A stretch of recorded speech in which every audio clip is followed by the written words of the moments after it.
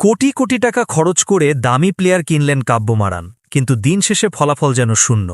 মাঠের পারফরমেন্স দেখে কাব্যমারানের মাথায় এখন হাত। হায়দ্রাবাদ ম্যানেজমেন্টের ভুল সিদ্ধান্ত কি তবে ফ্র্যাঞ্চাইজিটিকে ডুবিয়ে দিচ্ছে?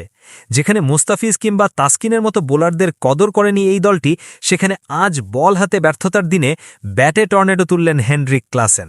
বিস্তারিত জানাচ্ছে মর্জিনা বেগম। শুরুটা সানরাইজার্স হায়দ্রাবাদের জন্য মোটেও সুখকর ছিল না। পাওয়ার প্লের মধ্যেই মাত্র ৩০ রানে ৩ উইকেট হারিয়ে চরম বিপদে পড়ে দলটি। দলের ত্রাণকর্তা হিসেবে আরও একবার আবির্ভূত হন হেনরিক ক্লাসেন এবং তরুণ অলরাউন্ডার নীতিশ কুমার রেড্ডি। শুরুর দিকে কিছুটা রয়ে খেললেও সময় গড়ানোর সাথে সাথে রুদ্র মূর্তি ধারণ করেন এই দুই ব্যাটার। ১১তম ওভার থেকে তারা আক্রমণের সূচনা করেন। বিশেষ করে ক্লাসেন ছিলেন বিধ্বংসী মেজাজে। তিনি রবি বিষ্ণইয়ের ১ ওভারে একাধিক বাউন্ডারি হাঁকান। নীতিশ কুমার রেড্ডি ৩৩ বলে ৫৬ রানের একটি কার্যকরী ইনিংস খেলে বিদায় নিলেও ক্লাসেনের তাণ্ডব থামে ৬২ রানে। এই দুজনের অনবদ্য জুটিতে ভর করেই বিপর্যয় কাটিয়ে একটি বড় সংগ্রহ গড়ে হায়দ্রাবাদ। জবাবে ব্যাটিংয়ে নেমে লখনৌ সুপার জায়ান্টসের শুরুটাও ছিল নাটকীয়। প্রথম ওভারেই জোড়া উইকেট শিকার করে লখনৌকে কাঁপিয়ে দেন ভুবনেশ্বর কুমার। তবে শুরুর ধাক্কা সামলে এক প্রান্ত আগলে রাখেন অধিনায়ক KL রাহুল।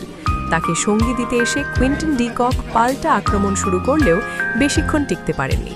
মাঝপথে মার্কাস স্টয়নেস এবং নিকোলাস পুরান দ্রুত বিদায় নিলে লখনৌ আরও চাপে পড়ে যায়। রাহুল এক প্রান্ত ধরে রাখলেও রানের গতি বাড়াতে ব্যর্থ হন।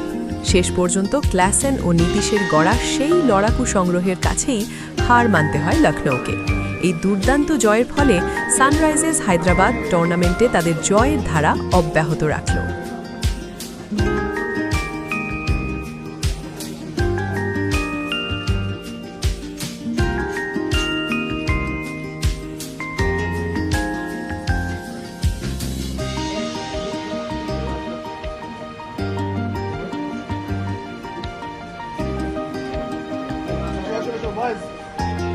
Boys, boys, boys.